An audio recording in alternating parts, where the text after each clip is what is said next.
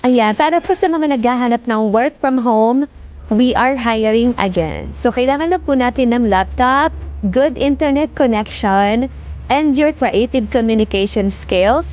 With or without experience, tinatanggap po natin yan. Okay? And of course, ito po yung mga sumusunod na proseso. Mag-a-attend lang po kayo ng ating orientation. Tapos, in yung orientation natin, fill up the application form, and then you will be added on our training GC immediately after that.